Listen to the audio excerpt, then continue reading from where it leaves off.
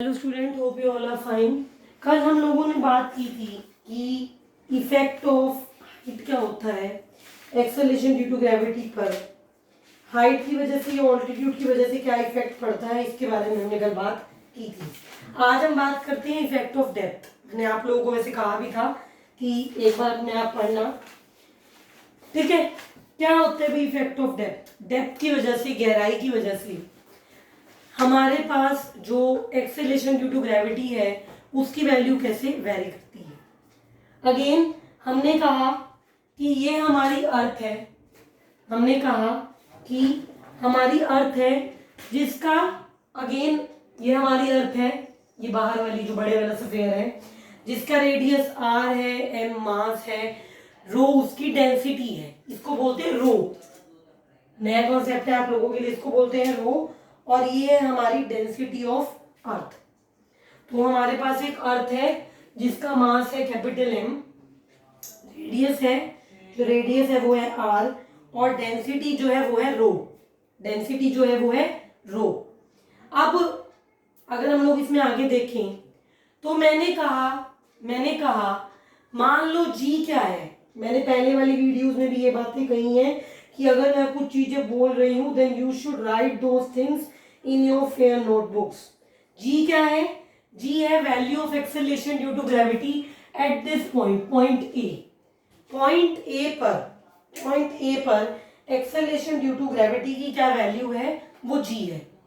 Point A पर acceleration due to gravity की क्या वैल्यू है? वो जी है। अब हो क्या रहा है basically, what's happening over here? हमने कहा हमारे पास एक स्फीयर है जिसका आर रेडियस है। हमारे पास एक स्फीयर है जिसका आर रेडियस है। हम डी डेप्थ तक अंदर की तरफ जा रहे हैं, हम अर्थ के अंदर जा रहे हैं। We are going inside the earth. Surface को क्रॉस करते हुए हम अंदर जा रहे हैं डी डेप्थ तक। ये है डी। और हमने एक और स्फीयर अंदर कंसीडर किया जिसका रेडियस है आर माइनस डी। जिसका रेडियस क्या है? R minus d. ठीक है, हमने कहा कि हम अर्थ के डेप्थ में जा रहे हैं, डी डेप्थ में जा रहे हैं, और अंदर हमने एक स्फीयर कंसीडर किया, एक छोटा स्फीयर कंसीडर किया जिसका रेडियस है आर माइनस डी। अब जैसे हमने कहा कि जी क्या है? जी है acceleration due to gravity at point A point पर एक्सेलरेशन ड्यू टू ग्रेविटी क्या है? वो जी है। ए पॉइंट पर एक्सेलरेशन ड्यू टू ग्रेविटी क्या है? जी है। पॉइंट बी पर, ये वाला पॉइंट, पॉइंट बी पर एक्सेलरेशन ड्यू टू ग्रेविटी है जी डैश। पॉइंट बी पर एक्सेलरेशन ड्यू टू ग्रेविटी है जी डैश। ठीक है, फिर से सुन लीजिए। मैंने कहा मेरे पास एक अर्थ है जिसको मैंने कहा कि वो आर रेडियस रखती है, एम मास रखती है, और उसके सरफेस पर सपोज पॉइंट ए पर एक्सेलरेशन ड्यू टू ग्रेविटी क्या है? जी है।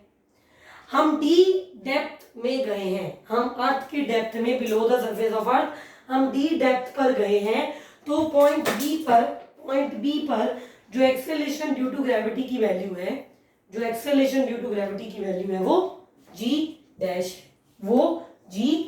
है। अब रो डेंसिटी ऑफ अर्थ है, इसे यूनिफॉर्म डेंसिटी भी कहते हैं। यूनिफॉर्म डेंसिटी का मतलब है कि एक तरीके से हमने ये कहा है कि अगर मैं यहाँ पर जी की वैल्यू निकालूंगी, अगर मैं पॉइंट ए पर जी की वैल्यू निकालूंगी और मुझे डेंसिटी चाहिए तो मैं रो ही लूंगी। अगर मैं पॉइंट ए पर जी की या एक्सेलरेशन ड्यू टू ग्रेविटी की वैल्यू निकालूंगी और मुझे डेंसिटी चाहिए तो मैं रो ही लूंगी। और मान लो मैं पॉइंट बी पर एक्सेलरेशन ड्यू टू ग्रेविटी की वैल्यू निकालना चाहती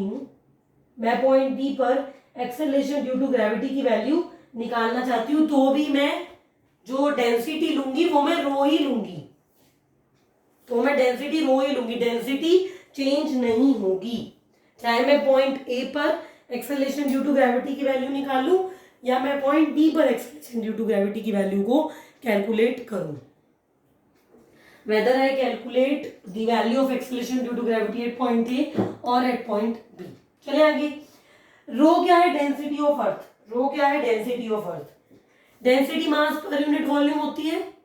density mass per unit volume होती है तो मास क्या बन जाएगा? Mass is equal to volume into density. Volume क्या है? 4/3 pi R cube into rho. Mass की वैल्यू क्या होगी? 4/3 pi R cube into rho. Mass की वैल्यू आ गई। अब जी क्या होता है? Acceleration due to gravity at point A. G क्या है? Acceleration due to gravity at point A. क्या वैल्यू होगी इसकी? gm/r²। gm/r² यानी कि g into 4/3 pi R cube rho by में r²। gm/r² यानी कि g into 4/3 pi R cube rho by में r²। ये क्या बन जाएगा? 4/3 पाई जी आर रो। 4/3 पाई जी, ये वाला एक गया आर रो, r² कट गया, r बच गया ऊपर वाली टर्म में। क्या बन गई भाई? Gravity acceleration due to gravity की value 4/3 pi G R rho. अब मान लो कि जो स्मॉलर सफियर है उसका रेडियस या स्मॉलर सफियर का जो मास है वो एम डैश है। स्मॉलर सफियर का मास क्या है? एम डैश है। और रेडियस तो साफ नजर आ रहा है। कितना है रेडियस? r - d नहीं है। स्मॉलर सफियर का मास क्या है? फिर से सुन लो, एम डैश है। और स्मॉलर सफियर का रेडियस क्या है? Radius r - d। Smaller sphere जिसका मास एम डैश है और रेडियस r - d है, एक्सेलरेशन ड्यू टू ग्रेविटी की वैल्यू क्या बनेगी? g dash is equal to G M dash by में r - d का whole square. g dash is equal to G M dash by में r - d का whole square. ये g की value बनेगी जी एम डैश बाय में r - d का whole square. Now अब g डैश क्या था भाई? जी डैश मैंने अभी बताया था। G dash is the value of acceleration due to gravity at point B. Point B पर जो एक्सेलरेशन ड्यू टू ग्रेविटी की वैल्यू है वो जी डैश है। एम डैश कैसे निकालोगे? मास कैसे निकालोगे? 4/3 पाई r - g की power 3 into rho. 4/3 pi r - g cube into rho. अब जी डैश की वैल्यू में इस एम डैश की वैल्यू पुट कर दो। जी डैश की वैल्यू में एम डैश की वैल्यू पुट कर दो। क्या बन जाएगा? G dash is equal to g 4/3 pi r - g cube rho by में r - g का whole square. G dash is equal to 4/3 pi r - g की पावर 3 रो बाय में r - g का होल स्क्वायर। कुछ नहीं किया भाई, M dash की वैल्यू को इस एक्सप्रेशन में पुट कर दिया। एम डैश की वैल्यू को इस एक्सप्रेशन में पुट कर दिया। सही है? इतना दो वैल्यूज आ चुकी है, जी की वैल्यू, जी डैश की वैल्यू। जी की वैल्यू आई है 4/3 पाई जी आर रो और जी डैश की वैल्यू आई है 4/3 पाई जी रो r - d। जी रो या जी पाई r - d रो एक ही बात है। आगे चलते हुए हमने जी और जी डैश की वैल्यू निकाल ली है। आगे क्या करना है इसमें? अब यहाँ पर जी डैश और जी की जो हमारी वैल्यू आई है उसे हम लोग डिवाइड कर देंगे on dividing G dash by G. G dash की वैल्यू थी 4/3 पाई जी r - d रो और जी की वैल्यू थी 4/3 पाई जी आर रो। कैंसिलिंग करोगे तो बनेगा r - d अपॉन में r। जी डैश बाय जी कितना बन जाएगा? r - d अपॉन में r या 1 - d बाय में r। 1 - d बाय में r। तो जी डैश की वैल्यू क्या बन गई? जी इंटू 1 - d बाय में r। जी डैश की वैल्यू क्या बन गई? जी इंटू 1 - d बाय में r। अब यहां पर देखो भाई, जी डैश की फाइनल वैल्यू बन चुकी है जी इंटू 1 - d बाय में r। जी डैश की फाइनल वैल्यू आपकी बन चुकी है जी इंटू 1 - d बाय में r। अब r तो d से बहुत बड़ा है आर तो डी से बड़ा है। अब जी डैश की वैल्यू आई है g into one minus d by r. G dash की वैल्यू आती है आपकी g into one minus d by r. अब आर की वैल्यू तो डी से बड़ी है, रेडियस ऑफ अर्थ तो बड़ा है जो हमने डेप्थ ली है उससे, तो आप ये कह सकते हो कि डी बाई आर क्या है, डी बाई आर क्या है, लेस देन वन है ना, डी बाई आर क्या है, लेस देन वन है। D by R less than one है, इस बात का मतलब ये है कि जी बड़ा है जी डैश से, जी बड़ा है जी डैश से, यानी कि एक्सेलरेशन ड्यू टू ग्रेविटी की value, acceleration due to gravity की वैल्यू डिक्रीज होती है, एक्सेलरेशन ड्यू टू ग्रेविटी की, यानी कि जी की वैल्यू बड़ी है जी डैश से, या acceleration due to gravity, acceleration due to gravity जो है वो डेप्थ के साथ घटता है। Acceleration due to gravity decreases with the depth, acceleration due to gravity decreases with the depth. तो यहाँ से ये एक इंपॉर्टेंट चीज आपकी प्रूव हो जाती है कि डेप्थ के साथ एक्सेलरेशन ड्यू टू ग्रेविटी घट रहा है, क्योंकि ए पॉइंट पर जो एक्सेलरेशन ड्यू टू ग्रेविटी की वैल्यू है वो ज्यादा है as compare to point B. अब मान लो अगर d is equal to are है, d is equal to are है, if d is equal to r, मैंने कहा d is equal to r पर g डैश जीरो होता है। सपोज मैंने लेट किया है, ये कोई इंपॉर्टेंट नहीं है कि आप सबने इसको g डैश को जीरो लेना है, ये सिर्फ एक दिखाने का तरीका है। जनरली ले लो कि अगर d is equal to are है तो g डैश की वैल्यू क्या होगी, कंफ्यूज मत होना, मैंने सिर्फ जीरो लिया है क्योंकि ये एक बाय कन्वेंशन मैंने लिया है।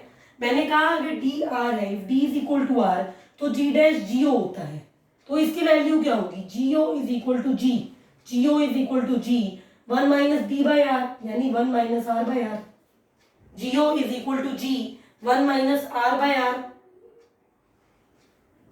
अब आर बाई आर यानी कि वन, वन माइनस वन तो जीओ की वैल्यू क्या आ गई, जीरो आ गई, यानी कि एक्सेलरेशन ड्यू टू ग्रेविटी की value, acceleration due to gravity की value at d is equal to r, d is equal to r यानी कि सेंटर ऑफ अर्थ पर जीरो होती है। Acceleration due to gravity zero at the centre of earth. तो ये case तो रहा भाई डेप्थ का, ये केस तो रहा डेप्थ का कि कैसे acceleration due to gravity centre of earth पर जीरो होती है। कोई इतना पूछता नहीं है, मेनली अगर पेपर में आता है तो यहाँ तक आता है। ठीक है, आगे चलते हैं। ग्रेविटेशनल पोटेंशियल क्या होता है? नेक्स्ट टॉपिक है आपका gravitational potential. Gravitational potential at a point is defined as the amount of work done in bringing a unit mass from infinity to that point. Gravitational potential कहता है, GP का मतलब gravitational potential है, short form में लिखा है, confuse मत होना। Gravitational potential at a point है कितना वर्क हमें करना पड़ रहा है, कितना वर्क हमने किया एक यूनिट मास को इंफिनिटी से किसी पॉइंट पर लाने में।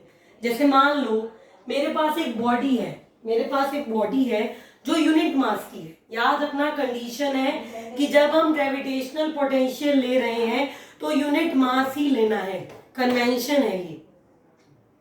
जब आप ग्रेविटेशनल पोटेंशियल ले रहे हो तो यूनिट मास ही लेना है, गलती मत करना। It is defined as the amount of work done in bringing a unit mass from infinity to that point. यहाँ पर हम पी पॉइंट की बात कर रहे हैं। मैं एक बॉडी को इंफिनिटी से पी पॉइंट पर लेकर आई हूं तो मुझे कितना काम करना पड़ा, what amount of work has to be done, that work is defined as the gravitational potential। वो होता है मेरा gravitational potential। Now the gravitational force of attraction on the body at point A, इसका मतलब क्या है, the gravitational force of attraction on the body at point A, यानी मैं इंफिनिटी से उस बॉडी को A पॉइंट पर ले आई। ठीक है, मान लो मैं इंफिनिटी से बॉडी को A पॉइंट पर ले आई, दो तरीके से समझ सकते हो, तो ऐसे समझो, या मान लो एक बॉडी यूनिट मास की है जो यहां पर है, एक बॉडी यूनिट मास की है जो यहां पर आ गई है, तो क्या फोर्स ऑफ अट्रैक्शन है उस बॉडी का ए पॉइंट पर। What is the gravitational force of attraction on the body of unit mass at point A. क्या वैल्यू होगी उसकी। मैंने कहा मेरा फोर्स है, जो ग्रेविटेशनल फोर्स ऑफ अट्रैक्शन है वो क्या बनेगा, फोर्स क्या होता था, G m1m2/r² होता था, G m1m2/r² होता था। अब यहां पर ग्रेविटेशनल फोर्स ऑफ अट्रैक्शन यानी कि ग्रेविटी की वजह से या अर्थ के सेंटर की वजह से कितना फोर्स लग रहा है, कितना अट्रैक्टिव फोर्स लग रहा है। डिस्टेंस क्या लोगे, x लोगे ना, ये distance, the distance of point A to this, x distance हम लेंगे।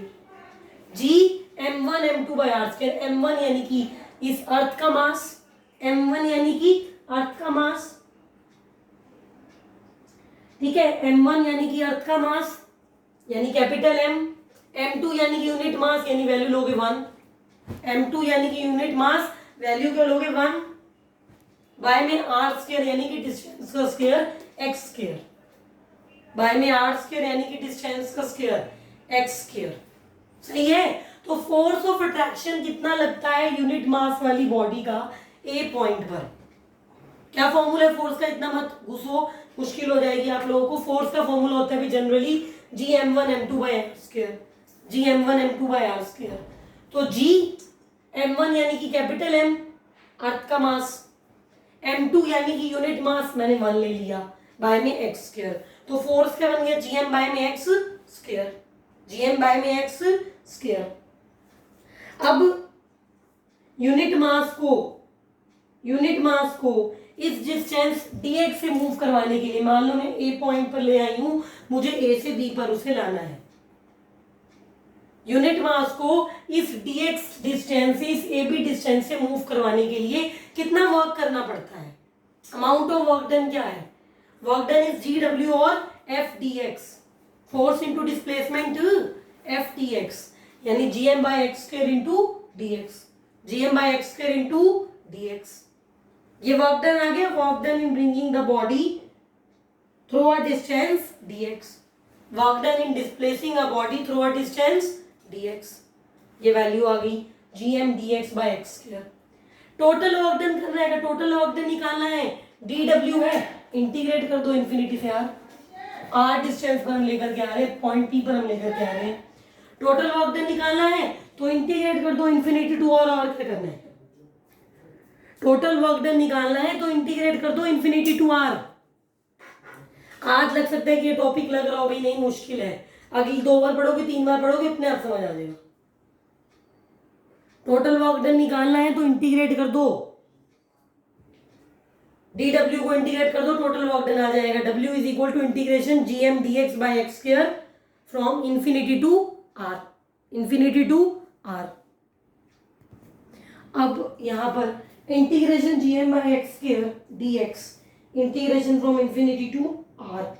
अब 1/x² का इंटीग्रेशन होता है भाई -1/x, 1/x² का इंटीग्रेशन होता है -1/x, तो ये बन जाएगा -Gm/x integration limit from infinity to r, -1/x integration limit from infinity to r। -Gm बाहर ले लो और लिमिट्स इंपोज कर दो, -Gm बाहर ले लो और लिमिट्स इंपोज कर दो, 1/r -1/infinity। क्या किया मैंने, -Gm को बाहर ले लिया और लिमिट्स पुट कर दी, तो ये बन गया 1/r -1/infinity, that is equal to -Gm अंदर बचा 1/r, 1/infinity क्या होता है, 0 होता है भाई, 1/infinity is equal to 0, therefore the equation becomes -Gm/r। और ये है हमारा ग्रेविटेशनल पोटेंशियल V, ये है हमारा gravitational potential V eight a point P। ये आ गया हमारा gravitational potential eight point P। ठीक है, तो ये इंपॉर्टेंट एक्सप्रेशन है जो हम लोगों ने प्रूव करना था। आज की वीडियो में हम लोगों ने पढ़ा है डेप्थ के बारे में कि एक्सेलरेशन ड्यू टू ग्रेविटी का पर क्या असर पड़ता है, क्या इफेक्ट पड़ता है डेप्थ का यानी कि गहराई का। इसके अलावा ग्रेविटेशनल पोटेंशियल क्या है, एक बात मैं क्लियर कर दूं, अभी हो सकता है कि इतने अच्छे से आपको लगे नहीं भी मुश्किल है, एक बार पढ़ोगे 2 बार पढ़ोगे अपने आप आ जाएगा। With this be regular with videos, don't waste your time, study hard. Thank you.